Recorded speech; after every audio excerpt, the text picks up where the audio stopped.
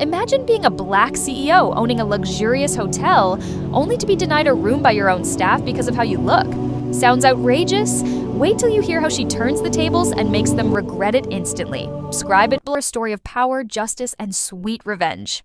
Maya Harrison, a 38-year-old black CEO, had poured her heart into building the Aurora Grand Hotel, a 5-star gem in the heart of Atlanta. Her journey from a small-town dreamer to a hospitality mogul was legendary, but Maya stayed grounded, often visiting her properties incognito to keep standards sky-high. On a crisp autumn evening, exhausted from a cross-country flight, she arrived at the Aurora Grand in a hoodie and jeans, her usual disguise. She approached the front desk under a pseudonym, expecting a seamless check-in. The lobby sparkled with chandeliers, and soft jazz filled the air, but the young clerk, Brandon, barely glanced up from his phone. "We're fully booked, ma'am," he said, his tone clipped, eyes scanning her casual attire with a faint sneer. Maya's instincts flared. She knew the hotel had vacancies. She'd checked the system that morning. "Any cancellations?" she asked, keeping her voice polite. Brandon sighed, leaning back. "Look, this place isn't for everyone. Try the motel down the street."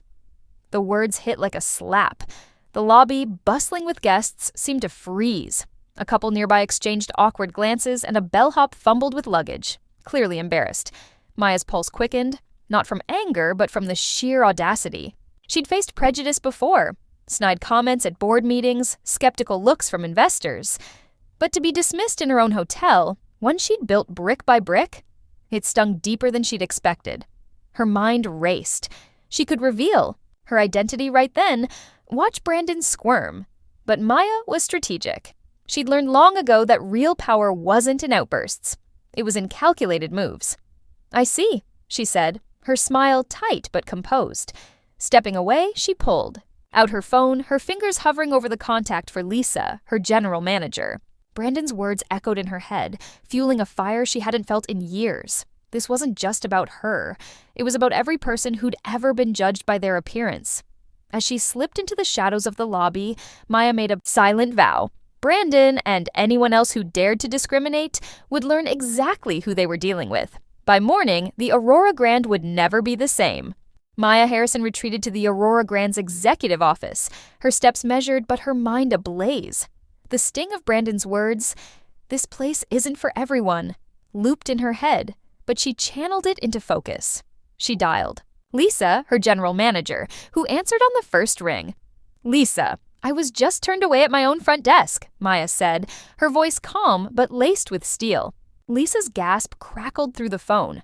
"Who dared? I'm on my way." Maya hung up and logged into the hotel's reservation system, her suspicions confirmed. Over a dozen rooms, including the presidential suite, sat vacant. Her fingers flew across the keyboard, pulling up the employee handbook she'd authored, its anti-discrimination policies bolded and clear.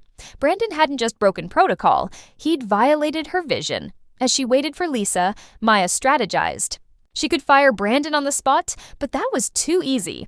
She wanted a lesson that would echo through the staff, the hotel, the industry. When Lisa burst in, her face a mix of fury and disbelief, Maya laid out her plan. "Gather the front desk. Team in the conference room. Don't mention me." Lisa nodded, already dialing the supervisor. Maya changed into a tailored blazer, her CEO badge pinned like armor, and reviewed security footage of the encounter.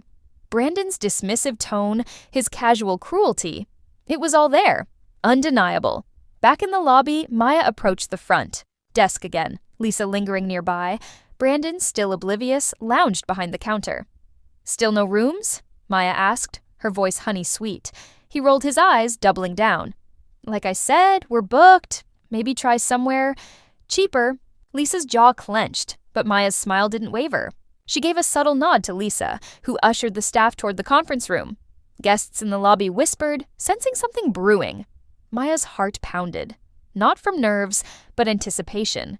She'd built the Aurora Grand to be a beacon of excellence and inclusion, and Brandon's prejudice threatened that legacy.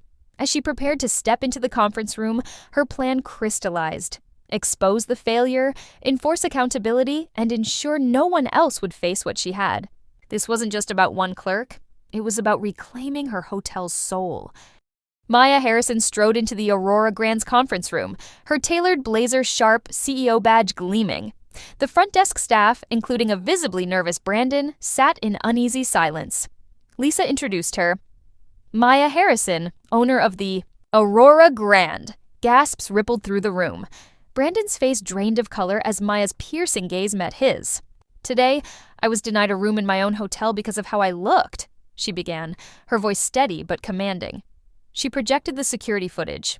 Brandon's words, "This place isn't for everyone," echoing like a gavel. The staff shifted uncomfortably. Some stared at the table, others at Brandon, whose stammered apologies fizzled under Maya's raised hand. This isn't just poor service, it's discrimination, and it ends now.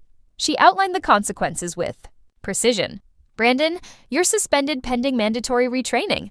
All of you will undergo diversity training starting tomorrow. Murmurs of agreement followed. Most staff respected Maya's fairness and dreaded her disappointment. She announced a new policy, random audits by mystery guests to enforce inclusivity. No one, she said, will ever feel unwelcome here again. The room erupted in nods, some staff clapping, inspired by her resolve. As the meeting ended, Maya returned to the lobby, where guests who'd overheard the drama gave her a spontaneous ovation. A woman approached, tears in her eyes, whispering, "Thank you for standing up." By morning, the story exploded online. A guest had posted a video of Maya's lobby return, captioned, "Black CEO schools her own staff." It racked up millions of views, with comments praising her poise and power. The Aurora Grand trended as a symbol of inclusivity, bookings surging, despite the incident, or perhaps because of it. Maya didn't revel in the spotlight. She was already planning staff workshops with top diversity experts. Brandon, humbled, enrolled in retraining, later admitting he'd misjudged her.